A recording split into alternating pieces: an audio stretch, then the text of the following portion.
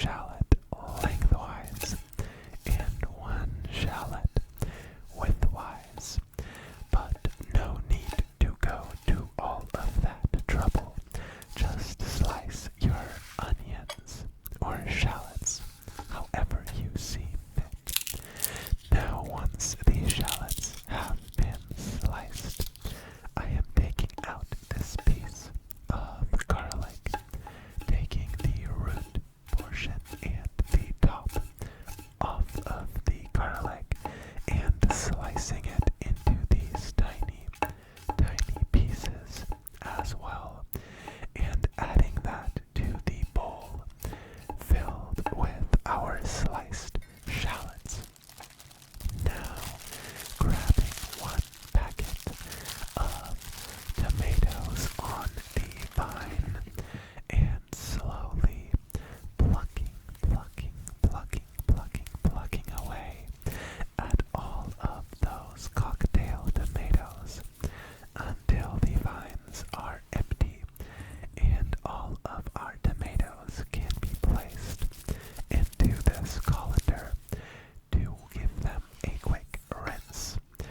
Now I am slicing the tomatoes open here, but there's really no need since they'll all cook down into the sauce, eventually releasing all of their juices to mix into the sauce. Now I feel when making this recipe that adding some pitted olives and also some vinegar brined capers really gives it that edge that sends it into a heavenly dish. So I am adding this whole jar of these capers as well as my pitted Kalamata olives. Now next up will be the canned tuna. I am using all three of these cans today, which equates to about 300 grams of canned tuna in olive oil. I think it is quite important that you take tuna in olive oil here, and if you don't, I'd drain the oil and just make the sauce with some regular olive oil. Taking all of the canned tuna out of its can and placing it into this bowl so we have it ready to go once we reach the stove top. So as you can see, this also breaks the tuna up a bit, which will save us some time once we get to the stove top, and we won't have to break it down quite as much. Now the final step in preparing for cooking will be grating some Parmesan cheese, although I suppose feel free to use some pre-grated Parmesan cheese, although this, grating it fresh, leaves us with the awesome advantage that we can also use the Parmesan rinds, taking some of the Parmesan rind off of this piece of cheese so we can then add it to our sauce as well and let it give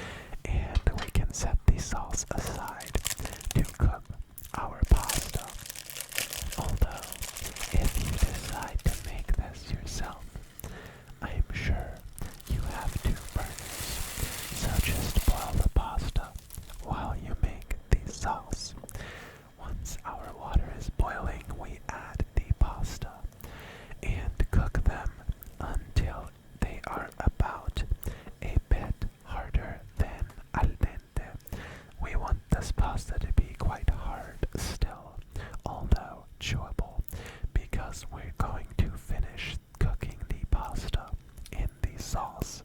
So I'm now just taking the Parmesan rinds out, adding the pasta, and admittedly, this was too much pasta, but it was delicious regardless. And now you also want to add a generous amount of pasta water and also most of your grated cheese, and finish this sauce while the heat is on. And once our pasta has reached a lovely creamy consistency, adjusting the final seasoning, and we are ready to plate. Just taking 1 and 2 scoops, ladles full of pasta, placing it into this lovely bowl, adding our grated Parmesan and a healthy glug of olive oil. Did you see how easy that was? Now we are ready to dig in. You're looking for this to be salty, yet also have a bit of sweetness to it, and not too much tartness from the tomatoes because we added the sugar, mostly to balance out the tartness of the tomatoes. Let's get a big, beautiful bite on here. Without further ado, let us have this first bite. Maybe we'll even have it together if you decided to make this as well.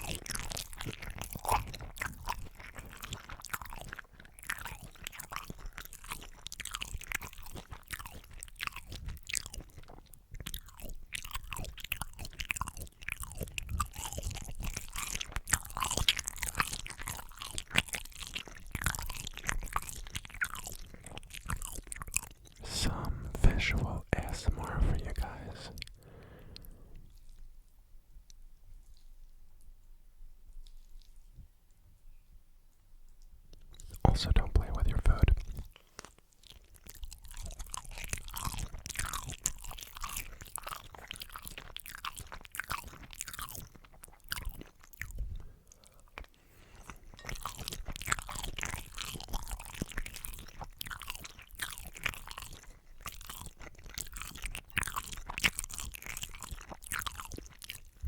Let me have a quick sip of water.